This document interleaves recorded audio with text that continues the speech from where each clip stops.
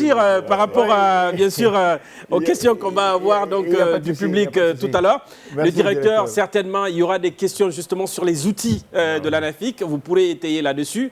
Mais je suis dans l'obligation de donner la parole à mon public. Et bien sûr, on commence par un des représentants de l'une des plus grandes plateformes de la société civile, puisqu'il s'agit... Merci de m'avoir donné la parole. Et d'abord, je vous salue très honnêtement par rapport à cette émission de grande envergure que nous saluons parce que les communautés suivent actuellement cette émission. Monsieur le directeur, bonjour. Bonjour. Merci pour cet exercice. Et d'abord, ma première préoccupation, parce que j'ai compris ici, j'ai l'impression, suite à l'explication de monsieur le directeur, c'est les collectivités sont, toutes les compétences sont transférées aux collectivités, ce que j'ai l'impression de voir ça. Et monsieur le directeur, ces 22 compétences, dont 8 de la région et 14 des communes, est-ce que c'est réel, c'est effectif que ces compétences sont transférées dans les communes? Est-ce que ce sera la seule question? La première question. La première. Si oui, vous nous donnez des exemples parce que c'est extrêmement important pour vous permettre aux citoyens d'être largement informés. Monsieur le directeur, j'aimerais savoir comment se fait les passations des marchés et le recrutement des ingénieurs conseils. Nous sommes préoccupés à plus d'un titre en tant qu'acteurs de la société civile, c'est extrêmement important. Et qu'est-ce que vous attendez de la participation de la société civile dans le processus non seulement de recueillement des avis des communautés pour l'élaboration des PDL et des PAI? À date, aujourd'hui encore, monsieur le directeur, est-ce que les PDL et les PAI sont-elles réactualisées? Dans toutes les communes, est-ce que c'est effectif, la réactualisation de ces PDL? Et toujours, par rapport à mes préoccupations, j'ai suivi avec intérêt, comme monsieur le journaliste disait, parce que c'est une de nos préoccupations, vous avez évalué, suite à l'évaluation, vous avez évalué sur le terrain et vous êtes rendu compte qu'il y avait une mauvaise gestion des ressources. Et c'est l'argent du contribuable. Il y a aujourd'hui certaines communes ont payé les frais et d'autres communes existent toujours et pourtant on les reproche de mauvaise gestion.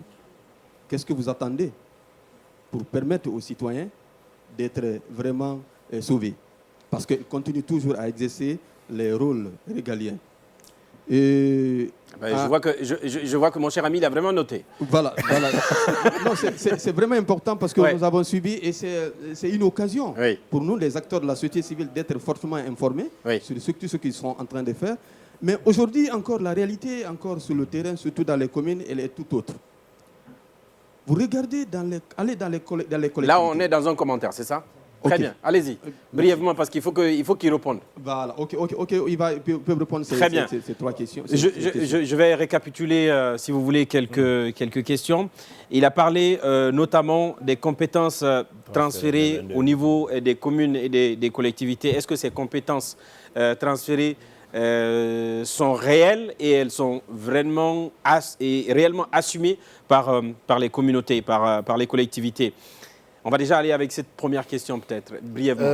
Oui, en fait, merci beaucoup M. Bangoura. Je vois que c'est la société civile. Ouais. Et je voudrais peut-être de passage préciser que le CNOX est membre, jusqu'à une période récente, membre du conseil d'administration de l'ANAFIC. Très bien. Et en tant que membre du conseil d'administration, c'est l'organe d'orientation. C'est l'organe stratégique de mise en œuvre des activités. Donc tout ce que nous faisons aujourd'hui en termes d'action stratégique, en termes c'est sous le regard, bien sûr. C'est sous le regard, bien sûr, du CNOX qui est membre, puisque c'est eux qui nous mettent à l'épreuve. Donc si aujourd'hui il vient poser la même question, je voulais juste le rassurer que nous sommes dans la dynamique des instructions que nous ont données en tant que membres de ce conseil d'administration. Oui. Par rapport aux 22 compétences qui sont transférées aux communes, c'est le domaine des compétences. Et le domaine, avant, l'État avait transféré 32 compétences. Maintenant qu'on a résumé à travers le code révisé en 22 domaines de compétences. Et donc 14 sont transférés aux communes rurales et urbaines, qui constituent le premier niveau de décentralisation. Je n'aime pas trop m'aventurer parce que les spécialistes en la matière sont là. Oui. Et les 8 autres qui sont transférés aux régions, que la région aujourd'hui, du point de vue de la loi, est considérée comme le deuxième niveau de décentralisation, mais qui n'est pas opérationnel sur le terrain, puisque les textes réglementaires ne sont pas pris en la matière. À date, tel que stipulé par la loi, les domaines de compétences sont transférés effectivement aux collectivités du point de vue technique. Mais pas pleinement assumés. Assumés, oui. Vous savez... Parce que c'est ça sa question. L'État, en transférant les compétences, sait très bien que les collectivités à qui on a transféré ces compétences n'ont pas les qualifications nécessaires pour assumer ces compétences. D'où la même loi stipule que les collectivités peuvent aller chercher les compétences ou les qualifications pour venir les accompagner. C'est là où on vous parlera de maîtrise d'ouvrage délégué, on vous parlera de maître d'œuvre délégué. C'est-à-dire que l'État transfère, la collectivité transfère la compétence à tierce, mais qui exerce sous sa responsabilité. Sous contrat et sous sa responsabilité. Sous sa responsabilité. Bien sûr. Puisque elle-même, un maire n'est pas forcément ingénieur. Oui. Mais si le maire a besoin de faire une activité dans le sens de l'ingénierie, prend un ingénieur conseil qui joue ce rôle à son nom, et ainsi de suite. Les appels d'offres, quand il s'agit de recruter les entreprises, comment cela se fait concrètement? Le recrutement des entreprises se fait conformément aux dispositions de la loi portant code des marchés publics. Quels sont les principes? Les principes sont très clairs. Le principe fondamental, d'abord, il y a des principes qui sont édictés par... C'est d'abord la transparence. C'est le premier principe en matière de passation. Est-ce qu'une entreprise de Conakry peut postuler à Kindia? Bien sûr, mais il faut préciser que tout récemment, le code des marchés publics a été révisé. J'ai dû sous le contrôle de mes collègues qui sont là, responsables de passation de marché, pour prendre en compte le contenu local, pour ne pas que les grandes entreprises de Conakry soient forcément attributaires des marchés qui se passeraient à Panziazou. L'une des idées aussi de l'État, c'est d'encourager l'émergence d'entreprises locales pour éviter l'exode rural. Si aujourd'hui, une entreprise de Panziazou qui est créée à Panziazou, à qui on donnerait une priorité d'exercer, bien sûr conformément à la loi, ce n'est pas parce qu'on est de Panziazou qu'on est forcément attributaire du marché, non. Si vous répondez à toutes les exigences telles que stipulées par le Code des marchés publics, vous êtes prioritaire pour exercer, pour exécuter la dépense publique. Mais attention aux conflits de compétences, conflits aussi liés à l'intérêt. Il ne faudrait pas qu'un maire ait une entreprise qui soit gérée par sa femme, par son fils et qui va avoir un marché. Est-ce que là, vous prévoyez aussi des actions? Je ne dis pas que cela n'a pas été fait. Cela a été fait. Ou des maires, ou des entreprises appartenant à un neveu. Mais n'oubliez pas que c'est des œuvres humaines. Et il faut tirer les leçons des erreurs du passé. Et aujourd'hui, les dispositifs qui sont mis en place de telle sorte que ce genre d'erreurs ne se répètent pas. Je ne dirais pas qu'on va forcément éradiquer. Si je vous le dis, je vous aurais menti. C'est des hommes qui mettent en œuvre ces règles. Oui. C'est des hommes qui mettent en donc vous les appelez à plus de transparence, à plus de transparence, d'esprit de l'intérêt du public. Voilà. Et que chaque structure, par rapport à sa mission régalienne, joue pleinement son rôle qui lui est dévolu. Si aujourd'hui on doit passer un marché dans une commune et qu'il n'y a même pas un responsable ou un démembrement des marchés publics dans la zone, ce n'est pas à l'ANAFIC de s'ériger en responsable de passation de marché dans la région. PDL et PAI sont-elles réactualisées à date? À date, nous avons tous des PDAI qui sont en cours d'exécution parce que le PDL il est sur 5 ans. Il est généralement calé au mandat des exécutifs communaux. Mais comme je vous l'ai dit, on avait actualisé. Le PDL d'abord, par la loi, peut être actualisé chaque année autant de fois que vous le voulez. Et les dispositions de la loi prévoient comment est-ce que cette actualisation doit être faite. À date, aucun PAI n'est finançable parce que, comme je vous l'ai dit, tous les PDL qui sont aujourd'hui, qu'ils soient achevés ou qu'ils soient en cours, doivent être actualisés pour certains et d'autres, il doit y avoir de nouveaux PAI pour prendre en compte les nouvelles dispositions qui sont intégrées au nouveau guide de planification, notamment liées à l'inclusion sociale et à l'environnement, pour vraiment que les collectivités quittent cette habitude d'aller que sur du béton. Très bien.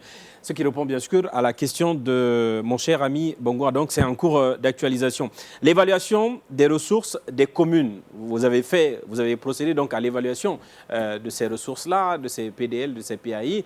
Aujourd'hui, est-ce que les communes qui étaient en faute continuent d'exercer ou est-ce que ces communes sont sanctionnées? Je pense que j'avais répondu à cette question. Je dis qu'on ne peut pas arrêter le développement dans une collectivité à partir du moment pour la faute d'une ou deux personnes. Deux personnes. Lui, en fait, n'oublions pas que la faute est d'abord personnelle. Oui. Quand on est gestionnaire, on répond de son acte devant une juridiction. Il y a le principe de redevabilité, certes, qui t'oblige à rendre compte à ceux-là qui t'ont mandaté. Mais du coup, en tant que gestionnaire, tu rends compte aussi à l'autorité qui a fait de toi gestionnaire. Donc, il y a ces deux aspects, de deux volets qu'il faut voir. S'ils ont fauté vis-à-vis des personnes qui les ont mandatées, ça c'est une chose. C'est là où vous avez eu des soulèvements pour demander le départ de certains maires. Et derrière ça, ce n'est pas parce que la population aussi s'est soulevée qu'on va forcément l'enlever. La loi dit que pour l'enlever, il y a tout un processus. Et c'est ce processus qui a conduit à ces différentes missions pour faire de ces maires aujourd'hui des repris de justice. Je vois la main de Yacine Panlé levée. Je n'ai pas le droit de te donner la parole. Le public, est-ce qu'il y a question, réaction du public, peut-être avant de boucler cette série? Oui, bien sûr. Allez-y. Ok, bonjour à tout le monde. En fait, je voudrais demander à monsieur le directeur général... Vous pouvez vous présenter? Cheikh Alioune, je suis Cheikh Alioune. Je voudrais demander à monsieur le directeur général, est-ce que l'ANAFIC collabore avec des partenaires techniques et financiers, puisque depuis le début de l'émission, on parle plus des fonds qui sont alloués par l'État guinéen. Est-ce que l'ANAFIC travaille avec des partenaires et comment ça se passe? Très bien. Merci. Quelle est la part de contribution des partenaires? Puisque d'abord, moi je rappelle, récemment nous étions avec la Banque mondiale, encore une fois en tournée, qui collabore avec vous. Allez-y. Effectivement, c'est vrai. Et pourquoi nous avons parlé que de l'État? Ce n'est pas pour mettre de côté les efforts des différents partenaires techniques et financiers, d'abord qui nous ont accompagnés. On a des partenaires traditionnels, notamment la Banque mondiale et l'AFD, qui nous ont accompagnés dans tout le processus même de pérennisation du dispositif. Parce que c'est eux, quand je parlais tous des études et autres, ce sont les différents partenaires techniques et financiers qui les ont financés, qui nous ont accompagnés à mettre en place aujourd'hui l'institution pérenne. Et aujourd'hui, nous bénéficions toujours de l'accompagnement depuis plus de 20 ans. Nous bénéficions de l'accompagnement de ces partenaires. Nous avons aujourd'hui, dans le cadre de la mise en œuvre des activités de l'ANAFIC, plusieurs projets et programmes. Je vais parler ici du PANAFIC, le projet d'appui à l'opérationnalisation de l'ANAFIC, pour un montant de 10 millions d'euros, financé par l'Agence française de développement. Nous avons aussi le PAGL, le programme d'appui à la gouvernance locale, dans sa première phase, pour un montant de 40 millions de dollars. Et je voudrais ici dire que c'est de ma petite expérience de gestionnaire de projet, au même titre que mes collègues qui sont là, c'est l'une des rares fois, pour ne pas dire la première fois, qu'un partenaire s'engage sur une deuxième phase d'un projet sans pour autant clôturer la première. Et cela va franchement à l'actif des nouvelles autorités qui ont mis au cœur de leur gouvernance. C'est la preuve de la bonne gestion. La bonne gestion. Et donc, nous bénéficions aujourd'hui, en plus des 40 millions qui sont déjà en cours, de 81 millions de dollars qui viennent d'être signés et dont la mise en vigueur a été proclamée le 10 octobre dernier. Et aujourd'hui, nous sommes au niveau de la banque en train de gérer 120 millions de dollars. Et cela n'est rien. Mais c'est pour vous dire que ces ressources, c'est des ressources qui sont affectées uniquement qu'aux actions de bonne gouvernance. Il n'y a pas de soft, c'est-à-dire il n'y a pas de réalisation physique, puisque cela C'est dans le cadre du renforcement de la bonne gouvernance. La bonne gouvernance, de la bonne gestion des ressources liées à l'exécution qui est déjà prise en charge par l'État guinéen à travers les différents fonds. C'est-à-dire c'est une façon d'accompagner l'État, bien sûr, dans la pérennisation de ces actions-là. L'État donne et les partenaires s'assurent que ce que l'État donne, que les collectivités sont partie prenante dans l'exécution de ces Et mieux, M. Silla, il est lié aussi à la bonne exécution de ces fonds. Un volet très important de ces ressources mises à disposition par les partenaires, notamment la Banque mondiale. On a mis des conditions basées sur la performance. C'est-à-dire que la performance de la NAFIC ou de l'État en général est évaluée. Et en contrepartie, le partenaire met des ressources. Donc du coup, mieux vous gérez. Plus on est satisfait, mieux vous gérez, mieux ça vaut pour la suite. Pour la suite. Merci. Et pour bien avant que je ne termine. Mais vous aurez le mot de fin, ne vous en faites pas. Vous aurez le mot de fin. Vous aurez le mot de fin. Mais il y a un monsieur qui est en train de me talonner pour une question en 3 secondes. 3 secondes, ok. Alors,